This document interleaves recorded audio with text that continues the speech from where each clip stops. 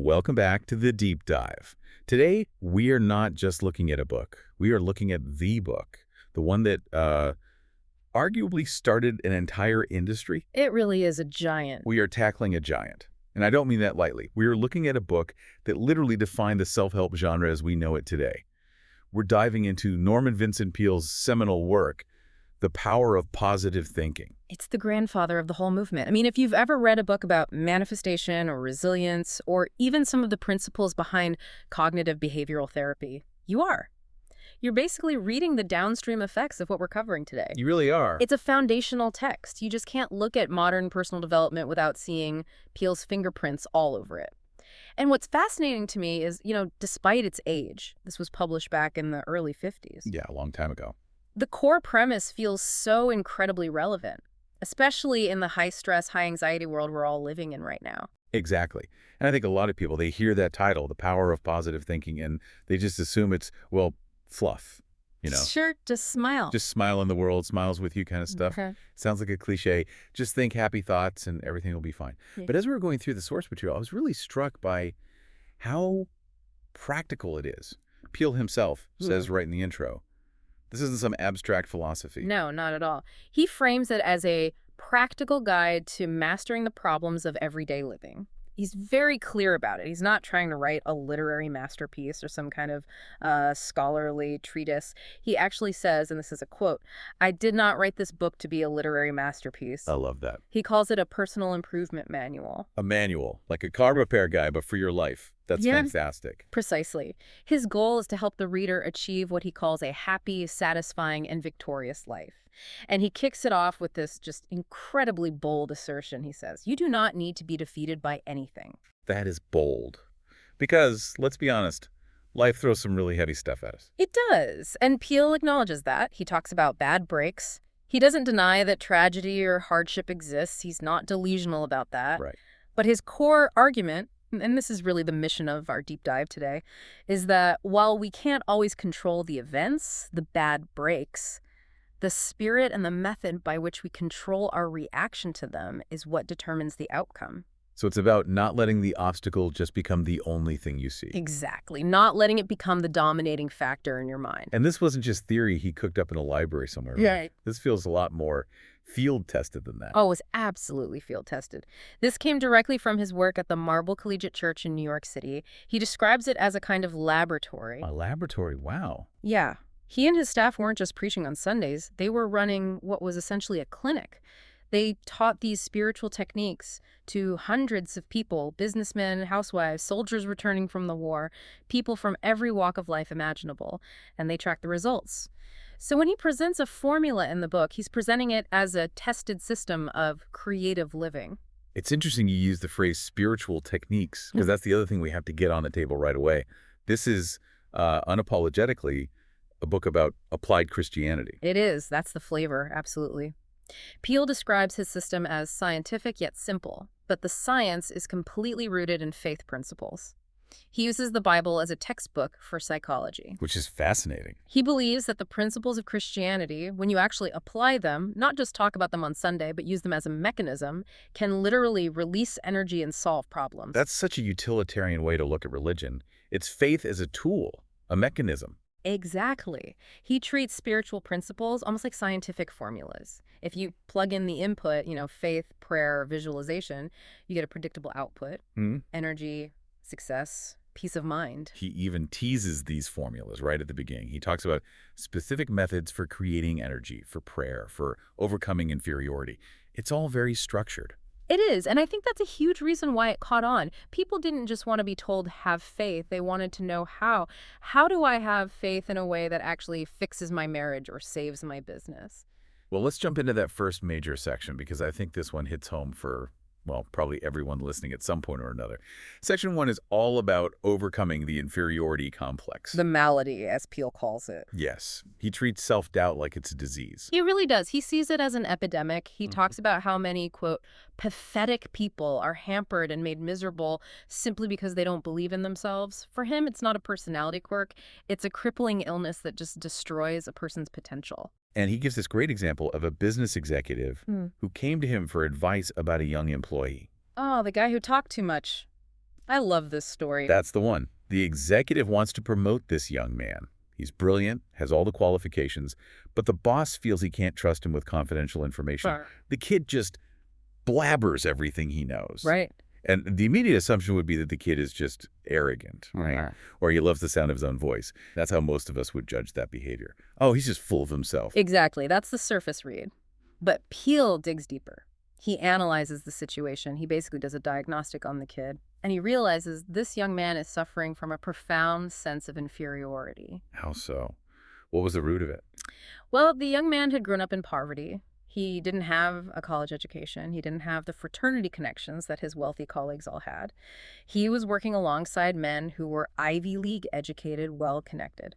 So deep down, he felt small. He felt like he didn't belong. So the talking was a defense mechanism, a way to prove himself. It was a compensatory mechanism, to use Peele's exact term. His subconscious was desperately trying to inflate his ego. By parading his inside information, by showing off what he knew, he was trying to prove to everyone, and more importantly to himself, that he deserved to be there. It was the only currency he thought he had to buy respect. That is such a relatable dynamic. I think we've all met that person, or maybe been that person, who's just overcompensating because they feel completely out of their depth. Absolutely. And the cure wasn't to just tell him to shut up or to fire him. It was insight. Once the young man understood why he was doing it, you're trying to compensate for a feeling of lack, and then you combine that insight with what Peele calls a sincere practice of faith techniques to build real internal confidence. The behavior just stopped. He became a valuable asset because he didn't need to perform anymore. Peele gets pretty vulnerable in this section, too. He talks about his own struggles with this. I was really surprised to learn he was painfully thin as a kid. It's a great glimpse into the author's own psyche, isn't it?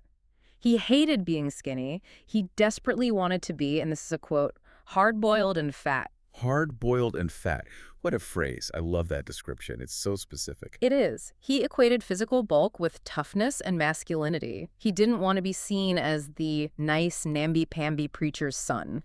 He felt like he was being forced into this mold of being a good boy, so he rebelled against it internally. He drank cod liver oil. He ate, he said, thousands of chocolate sundaes, which sounds fun, but he describes it as agony. He was trying to change his physical self to cure a spiritual insecurity. He was trying to eat his way into confidence. It didn't work. Nope. He stayed thin until he was 30. But the big realization for him was that the problem wasn't his waistline. It was this deep-seated self-doubt. He had to use the very faith techniques he writes about in the book to cure himself. The insecurity was in his spirit, not his body. One of the techniques he mentions for fixing this, and I just love the name of this, is the vacuum cleaner method. Yes. This comes from a business associate of his. This man had this unique way of dealing with pessimistic colleagues. He would ask them questions, draw out all their negative attitudes. He was literally sucking the dust out of their minds like a vacuum cleaner. And then what? Once the dust was gone? Only then, once the mind was empty of all that negativity, would he quietly suggest positive ideas. The takeaway here is profound and maybe a little controversial, he says. Attitudes are more important than facts. Okay, wait. Unpack that for me. Attitudes are more important than facts. Yeah. That sounds a little dangerous. I mean, facts are facts. If I'm bankrupt, I'm bankrupt. My attitude doesn't change the number in my bank account. It sounds counterintuitive, right? We're taught to look at the cold, hard facts. But Peele argues, and he actually quotes the famous psychiatrist Dr. Carl Menninger here, that how you think about a fact can defeat you before you even start. A confident thought pattern can actually modify the facts, or at least how you deal with them. If you think a fact is an impassable barrier, then it is a wall. But if you think it's a stepping stone, your mind immediately starts looking for ways to climb over it. So the attitude determines how you process the fact. It dictates the next step. Exactly. He gives some really specific, actionable formulas for building this confidence. I want to talk about the asset list. This story kind of broke my heart a little bit and then put it back together. The 52-year-old man who told Peele he had lost everything. This is a classic Peele intervention. The man is just steeped in despair. He comes to Peele and says, I'm done. I've lost everything. And Peele grabs a piece of paper and a pencil and says, okay, let's list what you have left. And the guy's probably like, didn't you hear me? I told you I have nothing. Right. But Peele starts grilling him. Is your wife still with you? Yes. And she loves you? Yes, she'd never leave him no matter what. How about your children? Yes, 3 great kids. And they all said, Dad, We love you. We'll stand by you. Do you have friends? Yes. Is your health okay? Yes. Pretty good for his age. Do you live in the United States? Yes. Oh, Do you believe in God? yes. And by the end of this exercise, Peel shoves the list across the table and says, basically, take a look. You have a wife, children, friends, health, integrity, you live in the land of opportunity, and you have faith. You are a rich man. It's a total shift in perspective. The facts didn't change. He still lost his business or his money, but his view of his assets, of his total net worth as a human, completely changed. And that gave him the confidence to start over. If he had stayed stuck in that mindset of, I have nothing, he never would have even tried. There's another method I thought was really clever, the clip method, the traveling salesman. Ah, yes, the man who used his car as a mobile mind programming station. He realized that while he was driving between sales calls, his mind was just stewing in fear and defeat. I'm not going to make the sale, the customer's going to say no, all that kind of stuff. And negative self-talk? Constantly. So he clipped Bible verses to his car's instrument panel. It's right there on the dashboard. Right in his line of sight. He would memorize them while he was driving. He was actively replacing fear thoughts with faith thoughts. One of the key verses for him was Romans 8:31. If God be for us, who can be against us? It reminds me of people listening to podcasts or audiobooks in the car today. It's about using that dead time to consciously reprogram your mind. It is. Peel's view is that the mind is always listening. If you don't actively feed it positive input, it will default to the negative. You have to be the one to feed it. He boils all of this down to a 10-point confidence builder. We don't have time for all 10, but the gist is, formulate a mental picture of yourself succeeding and never, ever let that picture fade. That is crucial, the mental image. Peel believes the mind always tries to complete the picture it holds. It's like a homing missile. If you picture failure, your mind works to achieve failure. If you picture success, your subconscious goes to work to verify that picture. And another rule I liked was, depreciate obstacles, don't ignore them, but don't inflate them with fear. Don't build them up into these huge monsters in your imagination. That's right. See them for what they are, not what your fear tells you they are. Okay, so we've tackled confidence. But what about the noise, the stress? Section 2 is titled, A Peaceful Mind Generates Power. This creates a direct link between relaxation and effectiveness. Peel argues that you cannot have real power if your mind is just a chaotic, buzzing mess. He uses this great phrase, an ear full of trouble. It's such a vivid image. He tells the story of two men at breakfast. One looks exhausted, gray, like a zombie. The other looks fresh and rested. The exhausted one says he slept terribly because he tuned into the news right before bed. He got an earful of trouble. Which is everyone today. It's doom scrolling before bed. He literally drank a cocktail of anxiety right before trying to sleep. Exactly. Peel was warning against doom scrolling before smartphones even existed. The other man, the rested one, he read the Bible before bed. He went to sleep with a mind full of peace. Peel calls this process emptying the mind, or mental catharsis. He has a wild story about doing this on a ship, the SS Lurline. Yes. He told passengers to go to the stern of the ship, the very back, and imaginatively take their worries out of their minds one by one and just drop them into the ship's wake, to just watch them disappear into the white foam. It sounds almost childish, but I can totally see how that physical action, that visualization of the worry dropping away, would be super effective. It's symbolic, but symbols are incredibly powerful for the subconscious mind. It's about creating a definitive physical break between you and the worry. It sends a message to your brain. We are done with this thought now. He also talks about the power of silence. He prescribes 15 minutes of absolute silence daily. Which is, I think, incredibly difficult for modern people. No reading, no writing, no talking, just silence. It's painful. Seriously, try to sit in a room for 15 minutes with no phone, no book, no music, just sitting there. It feels like an eternity. It is painful because we are so addicted to stimulus.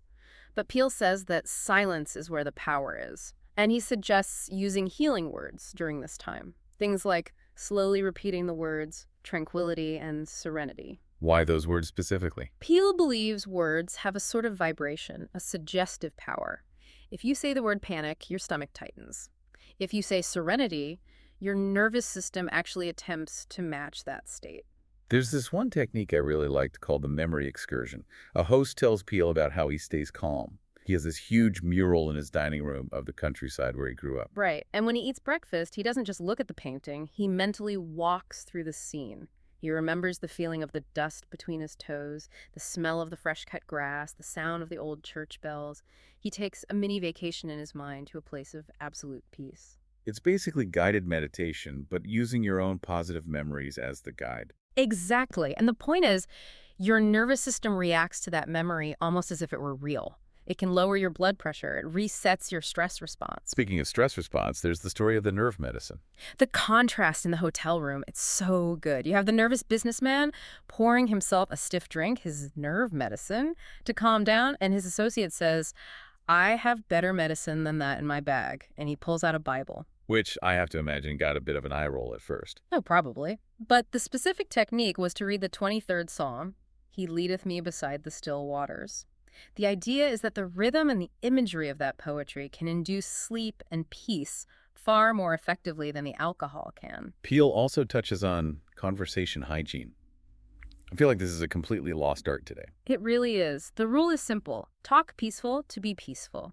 He talks about how negative conversation at meals, arguing, complaining, discussing all your troubles, actually affects your digestion and creates inner agitation.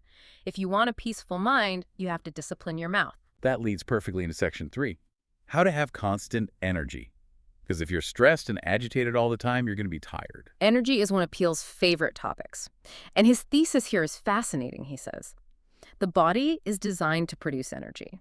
If you are tired, it's rarely because of physical exertion. It's usually an emotional leak. Things like boredom, resentment, inner conflict. Those are the energy killers. He argues the human body is designed to produce vast amounts of energy. If the flow stops, it's not because the tank is empty. It's because there's a blockage in the line. He tells the story of Frank Hiller, a major league pitcher. Right. It's 100 degrees out. He's in the middle of pitching a game. He's physically draining, but he renews his strength on the mound by repeating Isaiah 40.31. They that wait upon the Lord shall renew their strength. So it's a mind over matter thing. It's mind-driving matter. Hiller said he passed a powerful energy-producing thought through his mind. Peele believes that spiritual and emotional boredom stops the flow of energy from the universe into you. Faith opens the valve back up. He talks about rhythm, too. He calls it the tempo of God. This is a great analogy. He compares an old grandfather clock to a modern clock. The grandfather clock has this long, slow pendulum tick-tock. It seems to say there is plenty of time. Yeah, and the modern clock. It's that fast pendulum, tick-tick-tick. It's saying time to get busy, time to get busy. Peele says we are so worn out because we are out of sync with God's rhythm.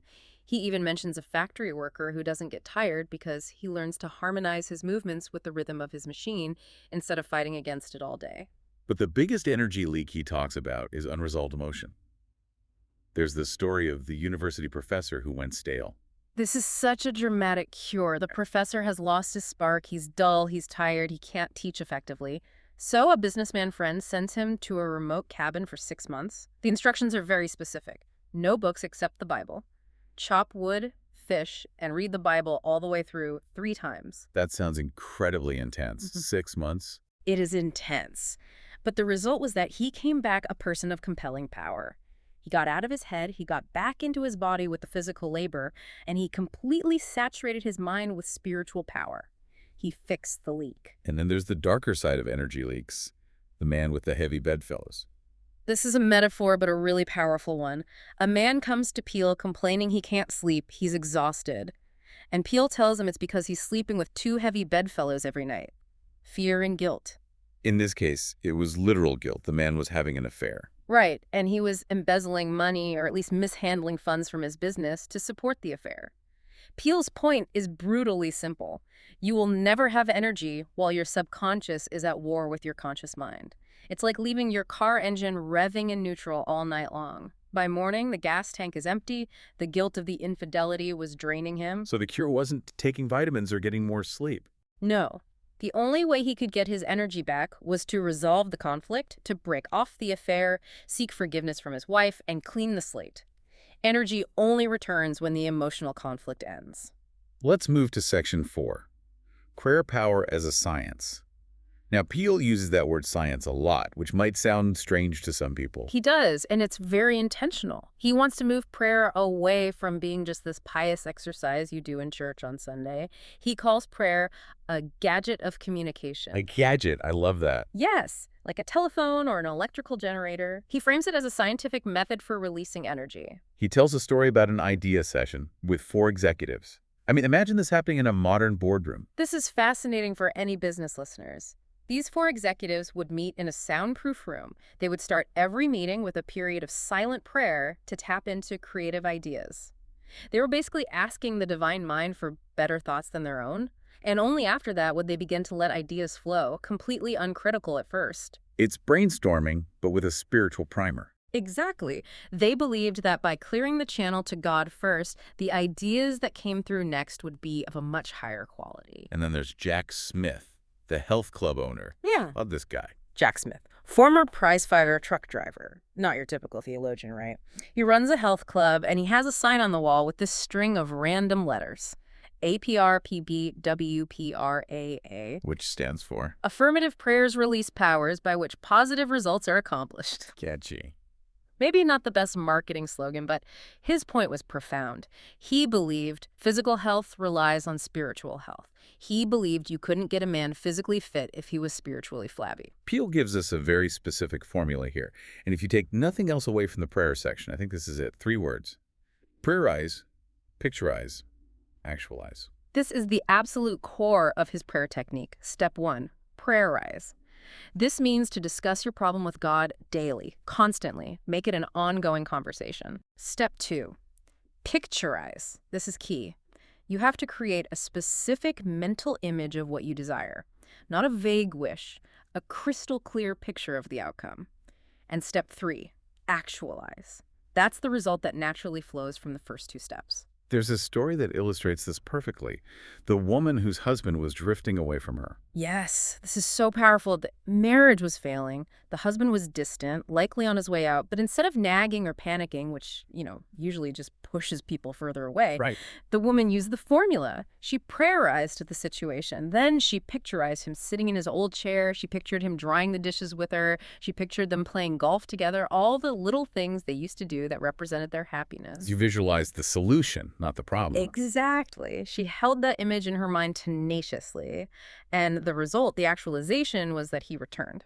Peele says it happened exactly as she had visualized it. He even calls it the 90th day result. Another technique in this section is flash prayers. This comes from a guy named Frank Laubach.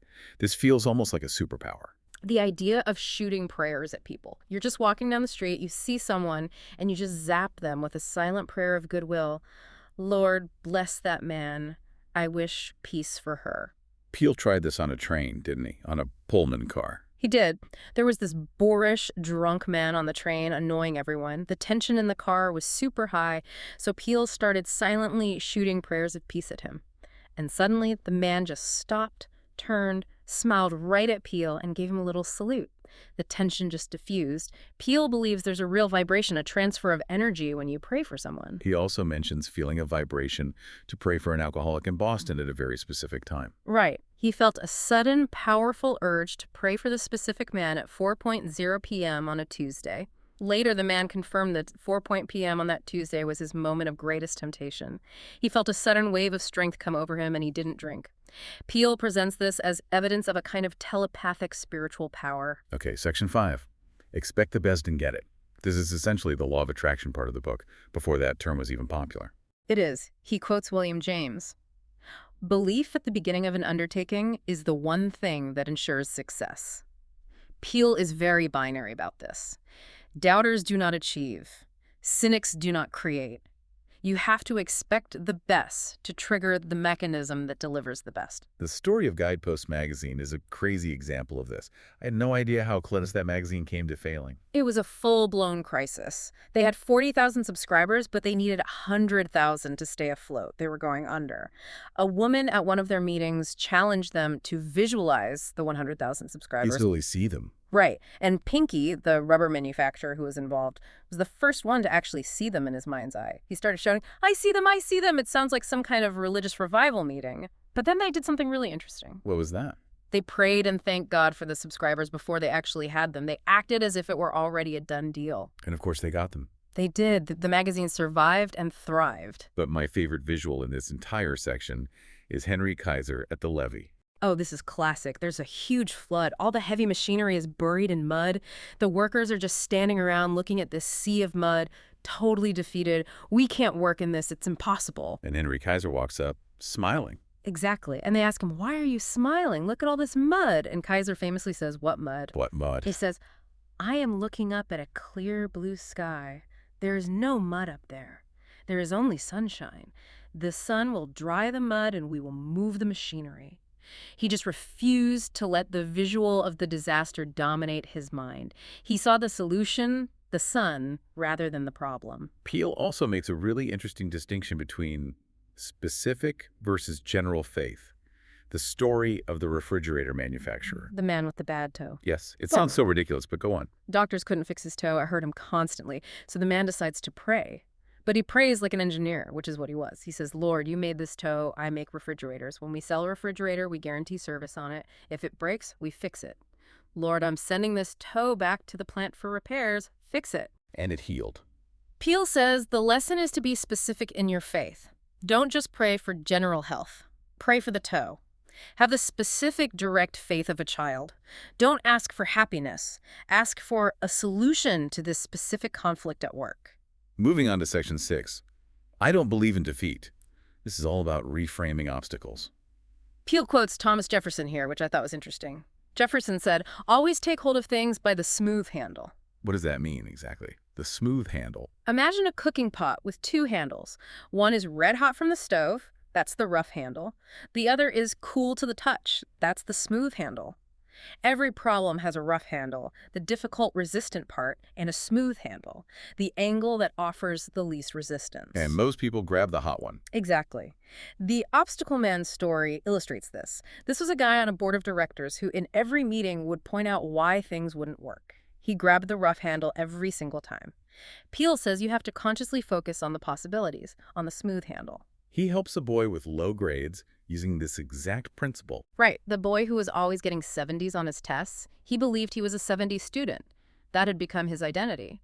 Peale told him to visualize an A or a 90 on his paper before he even took the exam. Why? To magically change the ink on the page? No, to relax his mind.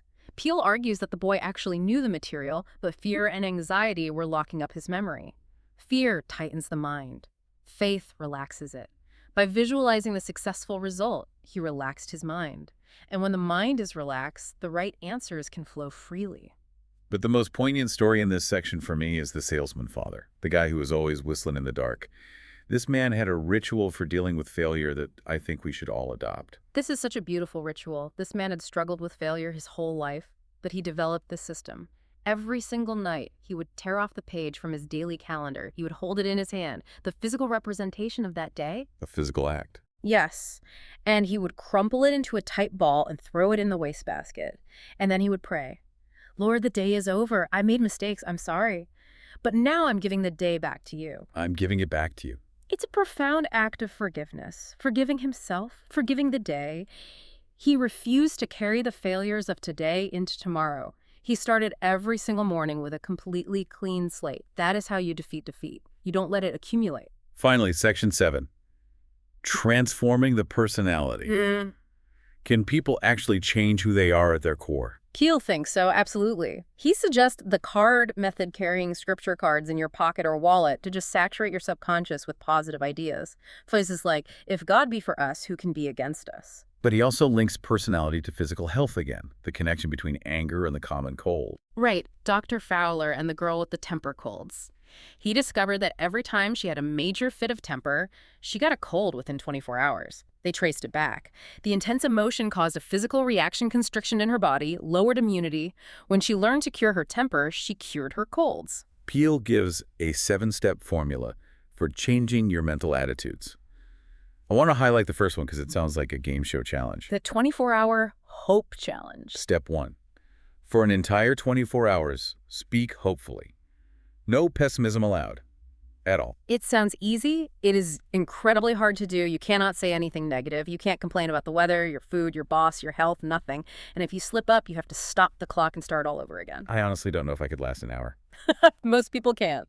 But Peel says if you can do this, it breaks the error pattern of your mind. It forces you to become brutally aware of just how negative your default mental setting actually is. The other steps involve things like feeding your mind nourishing thoughts, underscoring passages on faith in the Bible, memorizing them. He calls it spiritual osmosis, cultivating positive friends, avoiding argument, and praying with thanksgiving. Avoiding argument is a big one. He sees arguments as just a massive drain on energy that reinforces negativity. So we've dived deep. We've covered the inferiority complex, the power of silence, emotional energy leaks, the science of prayer, visualization, reframing defeat, and transforming your entire personality. It really is a comprehensive system for living. If we have to synthesize all of this, if we have to boil the power of positive thinking down to its absolute essence, what are we left with? I think it really comes down to two main pillars. First, there's the higher power concept. Peel is saying that you don't have to do this alone. There's a power available to you constantly that you can tap into if you just know the method. You are not a battery that runs out of juice. You are an appliance that can be plugged in. And the second pillar. The science of it. These are not just nice religious sentiments. They are techniques. They work when you work them. If you follow the formula, like the refrigerator guy, like the magazine publisher, you get predictable results.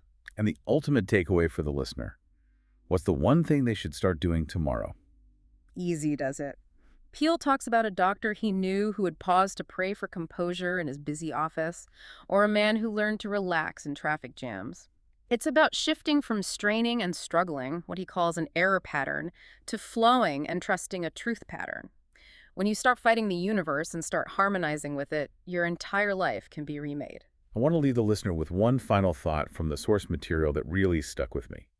It wasn't in the main sections we discussed, but it's threaded through the philosophy. It's the concept of the mortal leap. Ah, yes. That's from the philosopher Henri Bergson. It's that moment where reasoning ends. You can analyze, you can plan, you can worry, you can look at all the facts, but eventually you have to take the mortal leap.